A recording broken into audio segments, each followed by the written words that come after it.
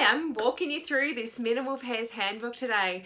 I want you to know exactly what's in it. I know I've talked about it and I've written about it, but there's something about like looking at something physically just to know if it's right for you. And I want you to make that informed choice and really think about your kids and think about your own professional development and learning and know that this is the right resource for you before you buy it. So I'm going to flip the camera around. I'm going to show you the print version. I'm going to show you the digital version and it's beautiful.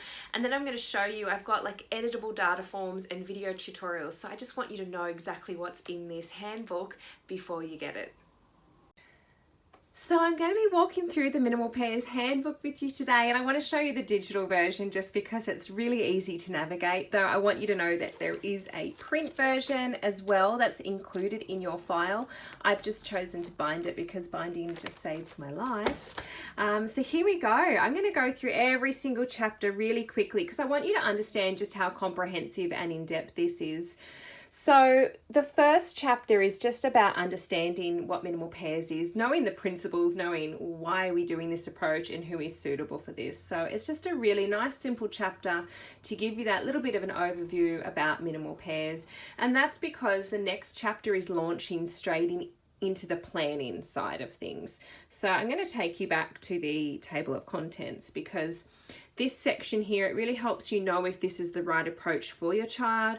We discuss stimulability, what targets you can choose, your options for minimal pairs, and those little things like, well, how many number of pairs can I choose? And, you know, what do I need to do first? So it's just a really nice chapter to help you get that planning side down. Because if you plan minimal pairs correctly, then hopefully that implementation just flows really smoothly because you've got your firm basis and you've made all your decisions in this planning phase.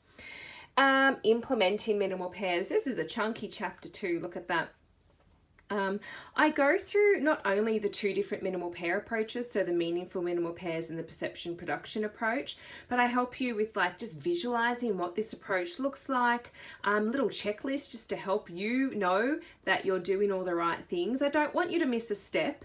The whole point about this handbook is that I hear so many struggles that this is a very difficult approach for you or you just feel like you're not doing it right. So let's get it right from the start. I have a little flippy through as well because I really want you to see just how helpful this is. And this is where in some of the pages you might choose to print and laminate these. Like I said, I do have that print version just to help you. If it's easy for you to have this sitting on your table and you to follow the steps, just do that, whatever's easiest for you. I do go into big breakdowns as well, as you can see. This is just like a chapter that keeps on going. But I just really want you to get that firm basis and that firm understanding of how to actually do minimal pairs. And that's because the next section is I have taken a lot of pictures on all different activities that you can do with minimal pairs. So this is just going to help you go, okay, so this is what the therapy is all about. How do I engage my children? How do I get in high practice trials? What can I do? So I've just literally taken photos and photos and photos of all my therapy sessions and just giving you ideas. And I've broken them down into how I structure the activities as well. So that's going to be really, really helpful to give you some ideas. I've also included editable data sheets, so I'll show you those later as well. The next section is about data and generalization. This is going to help you know if your child's making progress, and if they're not making progress, I've got all these problem solving sections to show you how to structure and how to see if you can tweak something in this child's intervention plan to help with that generalization. So it kind of goes through, and then you've got all these forms. These are all editable as well. I've got a separate file and you can just go through and edit these, and this is just going to really help you. And then the last section is word lists, because word lists are always helpful. So here we go. I've just arranged them all by different patterns. So a lot of you told me that you couldn't find word lists, you just didn't know words that were meaningful. So you can go and you can find these pictures yourself. You can have the kids draw the pictures, but you've just got a whole list for all the different patterns up here listed. So that there, my friends, is the Minimal Pairs Handbook. 6 months, if you've been following me, it's been 6 months. of fun, and I'm so excited to have it out. I can't wait for you guys to make the progress that I know you want to make with your kids, and just to get that like feel good feeling of seeing your kids like click and having these patterns just consolidate. So let me know if you have any questions. I'm happy to answer them, and I hope you love the handbook.